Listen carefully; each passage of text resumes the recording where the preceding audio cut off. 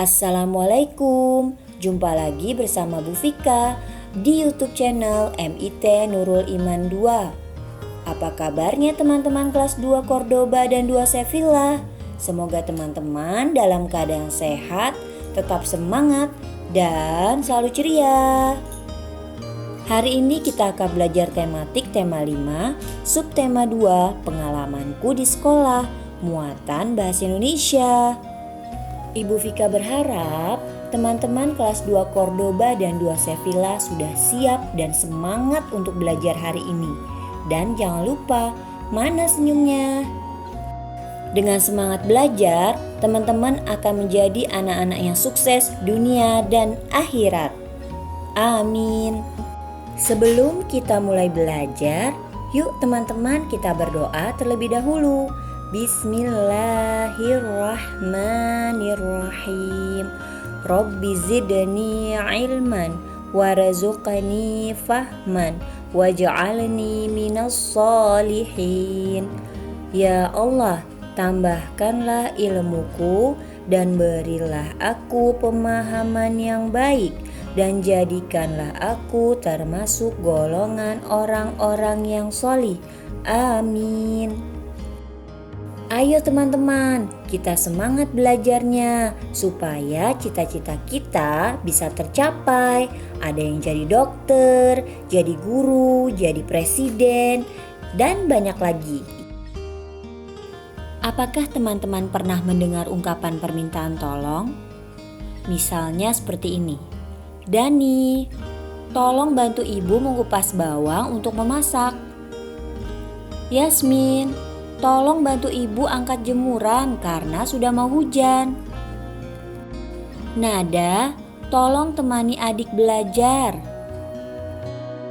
Ayo teman-teman, kira-kira ungkapan permintaan tolong apa lagi ya yang sering teman-teman dengar atau ucapkan?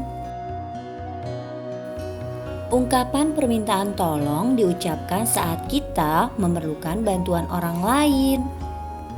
Kata tolong harus diucapkan dengan sopan dan lembut.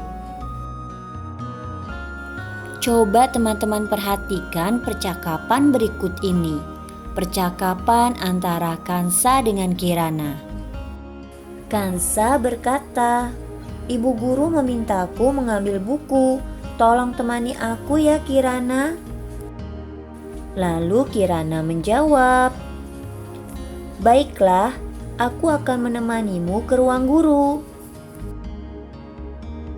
Saat meminta tolong, teman-teman harus mengucapkannya dengan lembut dan santun. Tujuannya agar orang yang dimintai tolong mau membantu dengan senang hati.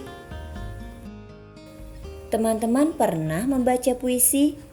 Yuk kita sama-sama belajar membaca puisi. Judul puisinya adalah Kupu-kupu yang lucu, karya Syufrida. Tampak dari depan jendela, seekor serangga tengah menyapa. Warnanya cerah, indah memesona. Terbang ke sana, kemari dengan lincahnya. Kupu-kupu yang lucu beterbangan di taman mencari setetes madu dari bunga yang tumbuh agar terus bisa terbang jauh. Kira-kira seperti itu ya teman-teman membaca puisi. Saat membaca puisi, kita harus memahami makna dari setiap kata di dalam puisi tersebut. Kita juga perlu memperhatikan artikulasi, intonasi, dan ekspresi. Wah, apa itu artikulasi, intonasi, dan ekspresi ya? Untuk tahu lebih jauh, yuk kita simak penjelasan berikut. Artikulasi artinya kejelasan pengucapan saat membaca puisi. Ketika teman-teman membaca puisi, maka bacalah dengan perlahan dan dengan jelas ya teman-teman. agar orang-orang yang mendengar kita membaca puisi mengerti dan memahami. Dalam membaca puisi ada intonasinya. Intonasi artinya ketepatan nada saat membaca puisi. Suaranya tidak boleh terlalu keras ataupun tidak boleh terlalu pelan. Intonasi bisa juga tinggi dan rendahnya nada saat membaca puisi. Selanjutnya, dalam membaca puisi ada yang namanya ekspresi. Teman-teman tahu apa itu ekspresi? Ekspresi berarti raut wajah saat membaca puisi. Misalnya, ketika teman-teman membaca puisi tentang bencana alam, maka ekspresinya adalah sedih. Ketika teman-teman membaca puisi tentang kebahagiaan, maka teman-teman ekspresinya adalah senang. Setelah teman-teman membaca puisi yang berjudul Kupu-Kupu yang Lucu, Ibu Vika punya beberapa pertanyaan. Teman-teman jawab ya pertanyaannya. Dari puisi yang berjudul Kupu-Kupu yang Lucu, Ibu Vika akan bertanya kepada teman-teman. Nanti teman-teman jawab ya. Pertanyaan pertama, hewan yang dituliskan dalam puisi adalah hewan apa ya teman-teman? Coba teman-teman baca lagi puisinya. Iya, benar sekali. Kupu-kupu jawabannya. Lalu yang kedua, apa isi dari puisi di atas? Nah, puisi yang tadi berisi tentang serangga yang lucu, yaitu kupu-kupu. Lalu yang ketiga, bagaimana ekspresi membaca puisinya, yaitu senang dan bahagia. Ayo teman-teman kita baca percakapan berikut. Percakapan antara ibu guru dengan Zain. Siapa ketua kelas di kelas ini? Saya, Bu. Ada apa, Bu? Bisakah kamu membantu ibu? Tentu saja, Bu. Tolong bantu ibu berikan hasil ujian ini kepada teman-temanmu. Baik, Bu. Dengan senang hati. Terima kasih ya nak.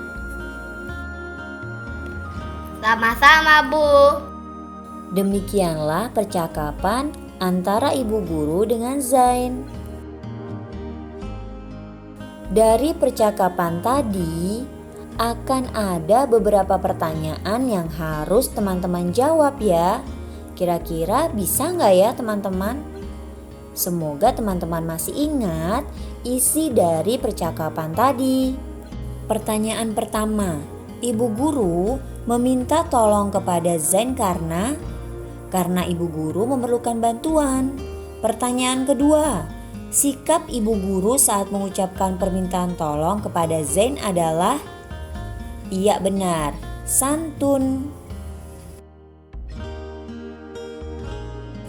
Pembelajaran kita hari ini cukup sampai di sini ya. Kita tutup dengan membaca hamdalah. Alhamdulillahirabbil alamin. Semoga teman-teman kelas 2 Cordoba dan 2 Sevilla dapat memahaminya. Tetap semangat belajar ya teman-teman. Wassalamualaikum warahmatullahi wabarakatuh. Jadilah anak-anak hebat yang senantiasa berkata baik. Dadah semuanya, sampai jumpa lagi.